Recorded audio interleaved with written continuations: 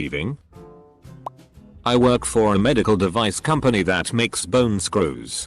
We had a patient sue us for faulty implants. Apparently his screws broke less than a month after surgery. This is a big deal. And not just from a financial standpoint. So of course we launched a full investigation. Turns out the Dumbus decided to play tackle football less than a month after his major back surgery. Our bone screws are strong. But not tackle football strong. His case was thrown out. I work in medical imaging where patients have to drink oral contrast for their exam.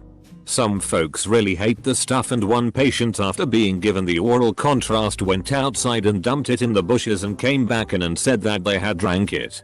Our front desk lady actually saw her dump it in the bushes and told us about it, but we would have seen the lack of contrast in the image even if she hadn't told us. I talked to the patient and was like, we can see inside of you. We can tell if you drank it or not. Double quote. I had a patient that was irregular. Scans every 3 months. He knew the prep and always fasted for 6 hours like we required. I asked all the usual questions and got the exam started. As soon as I inject the medication, he mentions in passing how he was at mass that morning and had taken communion. This is an exam that is royally messed up and invalidated if a person has consumed anything except for water in the 6 hours prior to the injection of meds. My jaw hit the floor. When questioned, it turns out he's very religious and basically did not consider communion food or drink, host and wine. Yeah. He had to come back and repeat the test. Discharged a patient after hysterectomy, removing uterus. Stitches at top of vagina, and she went home and had sex. Busting her stitches and allowing for her bowel to protrude through the vagina. Had to have an emergency procedure to fix it. What the FCK? How could she possibly be in the mood for sex after a hysterectomy? I feel like I am that person. When I was 15 I broke my arm. Went to the hospital, got a cast, went about for a few weeks and got it removed. Great. I have my arm back. Now I wasn't the brightest kid and needed everything explained to me. No one told me not to have an arm wrestle with my fresh out of cast arm. No one explained it was still healing. 4 hours after having my cast removed I was back in A&E and getting a new x-ray and then a new cast put on by the same nurse who just took it off. I have never seen such disappointment in the eyes of someone who wasn't my mother. When I was a nursing student I did a rotation on a transitional care unit in my first year of school, where people go to wait for a nursing home placement. Had an older man as a client who did not have any cognitive impairment complain about abrasions on his penis. Okay, all is well and I call for a doctor to look at it to get some antibiotic ointment for it. The doctor can't come up to our floor for another few hours. I tell the patient this and leave to go do something else. About half an hour later it's time to go take his blood sugar and guess what I find the man doing? Jerking off in plain sight and his hand and penis are bloody and raw. I literally had to have a conversation with a man my grandfather's age and have to tell him not to masturbate while the abrasions are healing and to take it easier once it was healed. Somebody lit up a cigarette in a no smoking area with a nasal cannula on and lit their face on fire. Had to come right back into the ER. I used to work home health and I'd walk into these houses where it's obvious someone has been smoking. And they deny anyone, including themselves, are smoking. They smell like they just finished one right before I walked in. Anyway, I don't give a shit if people with COPD wants to keep smoking. It's their life. So you don't need to lie to me, but I just don't want them to die in a fire where their face is ground zero. If you're lying to me about the situation, it's harder for me to give you the education keep you safe. Don't smoke with your oxygen on. Go out to the car park, meet their dealer in a car, and shoot up through their IV cannula. Then saunter back into their room as if we couldn't tell. That's why more and more hospitals won't let patients leave the floor. It's a huge liability. Not to mention when doctors come to see the patient, they may not be in the room. Guy was discharged from our emergency room and wanted a cab voucher to get downtown. We wouldn't give him one because he didn't meet our requirements. He walked outside, called 911, and told the ambulance to take him to a hospital downtown. I had a PT who left AMA that called 911 from our main entrance. They refused to pick her up and asked her to go to our ED. In the Darwin Awards is a tale of a man in hospital with a skin problem.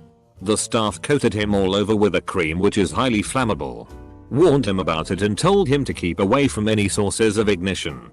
He immediately snuck outside for a smoke. Went up like a Roman candle. People with oxygen tanks who continue smoking should get nominated as well.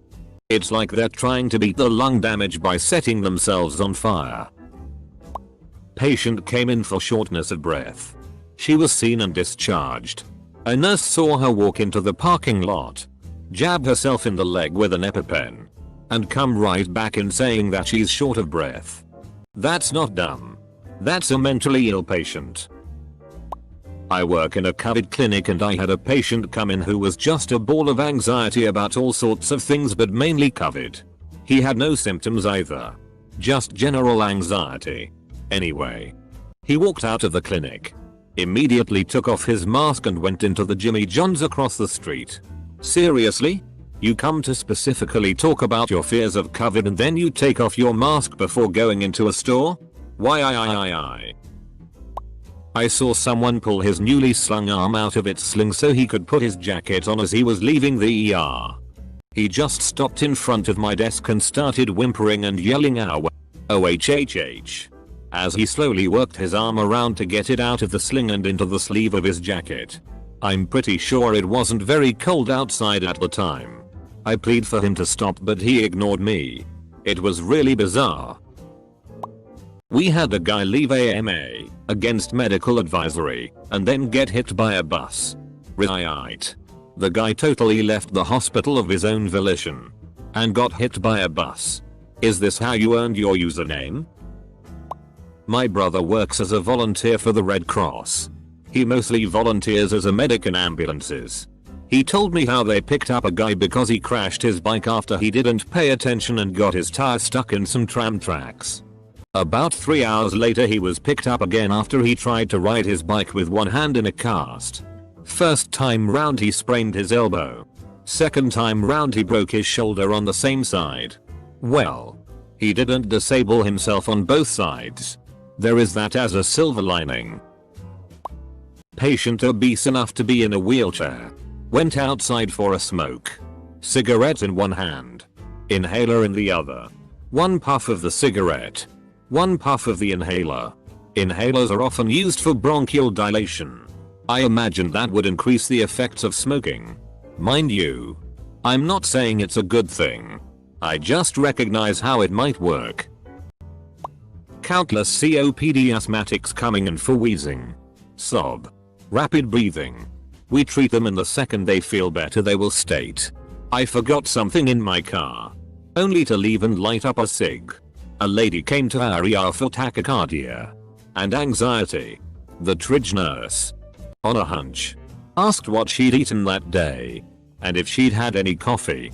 I haven't had time to eat, this now being mid-afternoon, and only 4 or 5 cups of coffee. Genuinely clueless. Now retired, but one of the things I liked about my hospital was the food. We have a lot of immigrants in our area and some wise person decided to hire a pretty diverse crowd of cooks. Jamaican ladies making spicy chicken. Japanese cooks making sushi. Mexican dudes making made-to-order burritos. Local barbecue. Etc. And it was all very clean from a nutritional viewpoint. All of it was inspected by our RDs. And just about every day I would see patients turn down this excellent food and have their families bring them crap from fast food joints in town. A dentist had to put a little boy maybe 3 under general anesthesia to treat his bad teeth. Everything went fine until he was about to leave and I saw his mom getting him Gatorade. Turns out it was his favorite drink and it was almost all he was drinking. The parents thought it was a fruit juice and that it was okay for him to drink. No wonder he had so much problems with his teeth. Poor little guy. I am in IT and was working an overnight shift in the emergency room supporting a new software rollout. A dude was brought in because he had drunkenly stumbled out in front of a car and got hit. When my shift ended around 11 AM, I went to a little Irish pub down the street to have a beer and some lunch before I headed home to get some sleep, and lo and behold, guys, who is in there drinking again? Yep, same dude from the ER was already drinking whiskey again just hours after being released from the hospital with a broken arm and a few other injuries. Not a hospital worker, but when I was 5 I was visiting my grandpa in the hospital, and when we left, I was walking backwards talking to my mom. I turned around and smacked my head against a parking sign. Had to immediately go back into the hospital to ask for some ice. I imagined the nurses watching got a laugh out of that one. My mom sure did. I know someone who fell and broke the bone above the eye by hitting the door handle. When her mother and brother were visiting her in the hospital, she shared the entire experience in great detail, which led to her brother feeling uneasy. He tried to leave the room but fainted, hit the door handle and broke the bone above the eye. When my sister was about 3 she refused to leave somewhere. Can't remember, and my parents were holding her and my sister went limp and popped her elbow out of place, so they took her to the hospital and they fixed it. I shit you not. I'm not lying. The second they opened the door and stepped outside, she was already throwing a fit and went limp again the second they walked out and popped her wrist. So they had to walk back inside and get it checked, and while the nurse was trying to get her to sit still, he accidentally popped out back. They don't always wait until they're out of the doors to do something stupid. They'll have their friends sneak in drugs and shoot up on their bed. Customary, not a hospital worker, but my grandpa ranks up there in dumb shit. He was in the hospital for lung cancer, ended up being on oxygen, and would stay on oxygen the rest of his life. As soon as he left the hospital, he pulled down his mask, lit up a cigarette, and started smoking. Personally, I think that this says more about how addictive nicotine is versus how dumb your grandpa is. You'd think he'd stop using the thing that's actively killing him, but addiction is a strong pull. When I was working in the hospital, I had a patient who had a central line, which is an intravenous line into a large vessel in his chest. He went in a wheelchair with a friend of his to the parking lot where his friend injected his central line with heroin. He overdosed. His friend pushed him into the elevator on the wheelchair and left him there. He was found in the elevator unresponsive. He was successfully resuscitated so that he could return to his life of substance abuse. Didn't actually see this, but the story was confirmed by patient's wife. Guy was diagnosed with appendicitis at a small rural hospital, which needed to transfer him to get the surgery. He refused ambulance transfer and decided he would just drive himself to the bigger hospital. He was told not to eat anything, so of course he gets McDonald's en route, then lies about when he last ate. As the anesthesiologist was intubating him for surgery, he vomited Mickey D's into his airway, aspirated it, and ended up with aspiration pneumonia. He never came off the vent. Died about a week later from his pneumonia. Hope his last meal was the best Big Mac ever. Idiot. We had an angry drunk that came via ambulance from a city about 30 minutes away. He left AMA, walked to the nearest motel, used their phone, and then called 911 hoping to be taken back to his city. But he ended up back in our ED. Needless to say, he left AMA again a few minutes later. Edit. He thought the doctor was an ass and probably came back wanting to be assigned another doc. But there she was, asking why he was the way that he was. Schizophrenic patient got more freedom and immediately proceeded to interrogate a gas station attendant about her gum selection. He got so mad about Stamoral the cops were called. And so was I.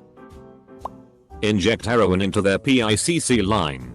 Big IV. Leave to go smoke a cigarette and get hit by car. Steal from a 7-Eleven while in a hospital gown. Escape from the ER and steal an ambulance. How do you manage to steal an ambulance? I'm a pharmacist, and one of our patients has been coming in to get nicotine chewing gum regularly for at least 5 years now. Problematic in itself. I know. This time he really wanted to quit, so he asked about nicotine patches, but decided they were too expensive. As I was walking home from work minutes later, he rode past me on his bike with a lit cigarette in his mouth. Not a hospital worker, but I was in the emergency room due to a sports related injury.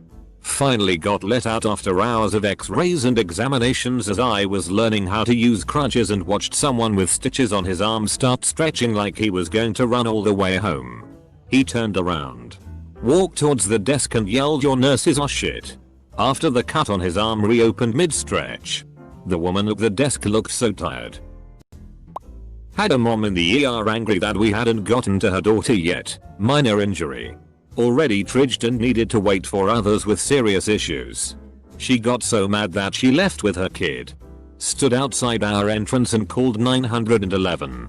The ambulance came about 10-15 minutes after it would have been their turn on to be seen. Would have been a grand total of 30-minute wait to see our doc. Had them take the kid to another hospital instead. Way to go. Mom of the year. This doesn't fit super well. But I once had a patient who insisted on leaving the hospital, discharge against medical advice, because it's hard to get a good night's sleep. Now, I will admit, hospital is not the quietest place at night. You have doctors going around checking on sick patients, machines beeping, etc. But they are there for a reason. We could not convince him to stay. So we turned to his wife. His wife said she agreed with us. But she can't change his mind. He died the next day. It was a very treatable condition. Serious. But he had a good chance of recovery if he stayed. Not a doctor, but was a struggling addict for 20+ years. I would almost always shoot up drink smoke on the way back from the ER for alcohol poisoning or something like that. Glad you're still here, friend. Addiction is rough and getting out of that took incredible strength from you. I work as a respiratory therapist, so part of my job is to manage ventilated patients. Often I'll have patients who are in due to drug or alcohol overdose. I remember one patient who had been intubated because they were found unconscious in their own vomit. We had the person for about 2 weeks intubated to protect their airway while they detoxed. Long story short, they finished detoxing. Left AMA, against medical advice. Went home and same day pounded a 2L bottle of vodka. Vomited. Aspirated and was found 45 minutes after and suffered an anoxic brain injury. They were back in the ICU same day, intubated again, and if they're still alive it's not without massive mental deficits. Happens often, people go through the whole detox cycle just to repeat the same mistakes. I'm not a hospital worker. But I remember after my friend had an oil fire in his house. The firefighters had to give him oxygen and were about to call the paramedics. My friend took the mask off to light a cigarette and the firefighter said if he did that he wouldn't call the paramedics. My friend apparently thought about it and lit the cigarette. The firefighters took off after controlling the fire and expelling the smoke without calling paramedics because that's what you get. Okay, this was while he was still in ED. Big guy. Tattooed. Claimed he was with an outlaw bikie gang. Had a broken shoulder. Me, a big guy with tattoos, not with a bikie gang. He needed help with a urine bottle. As I walked into the room he called me a CNT. I looked at him, called him a moron and walked out. He went off his nut and was then told to leave the ED and not come back. I am still waiting for his bikie gang mates to pay me a visit. It was 5 years ago. Clearly he wasn't with bikers against poor grammar. Or you'd already be dead.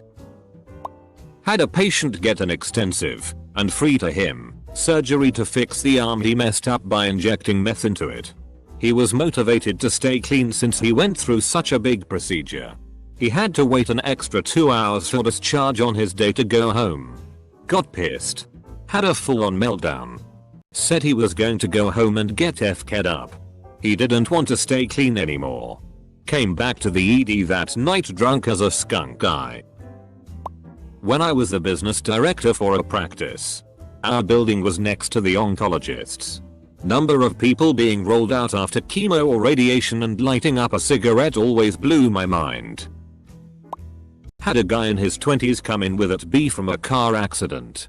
Decided to discharge against medical advice. Showed up the very next day after attempting to back out of his driveway and slammed into his girlfriend's car. Some dude and his girlfriend tried to dip on his medical bills and ran out the front door. Headfirst into an ambulance. I had a patient that had surgery to remove her intestinal polyps. Then went out and drank a bunch of liquor and began hemorrhaging blood.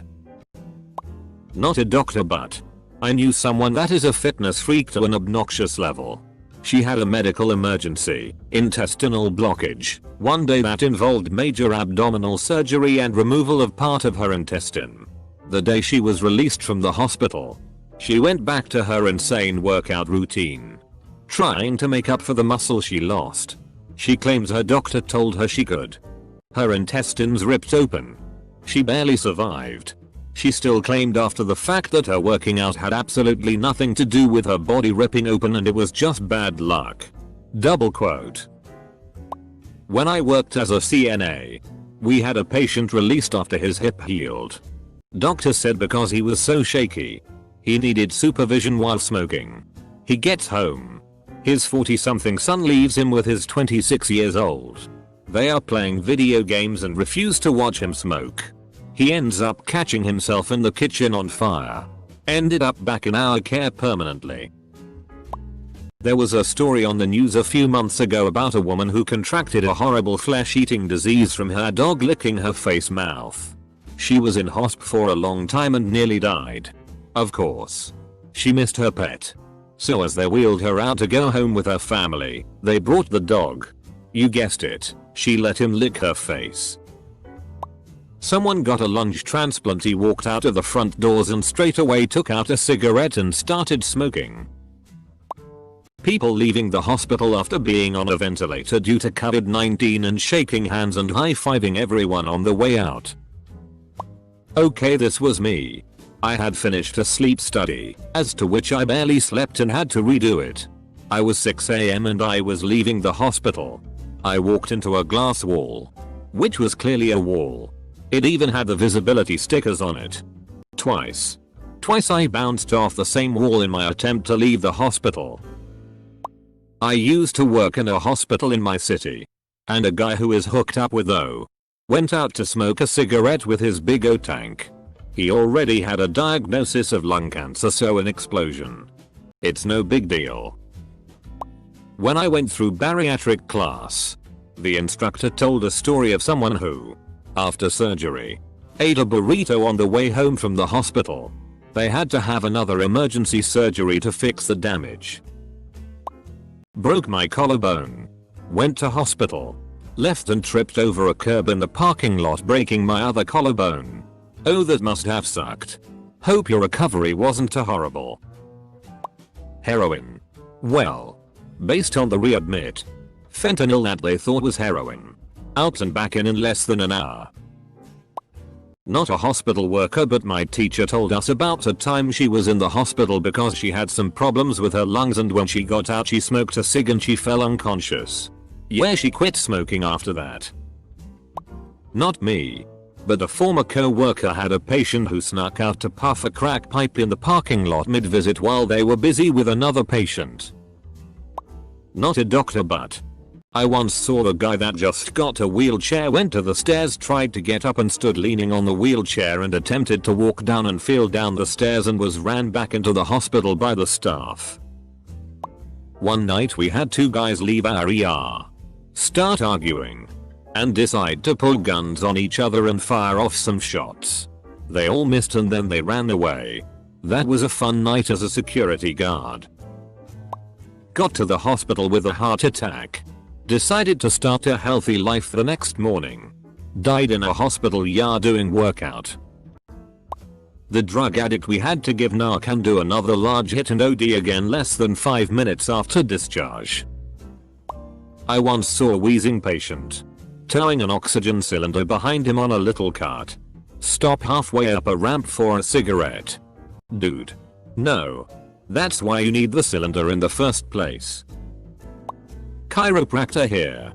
Had a patient come in with a shoulder injury. Treated. Adjusted. Pain is gone. Just a little tender. Send him home with explicit instructions to rest. Don't use brute force or harsh movements for at least 2 days. Later that day, through Facebook, I learned that he went to a Jiu-Jitsu demonstration class championship.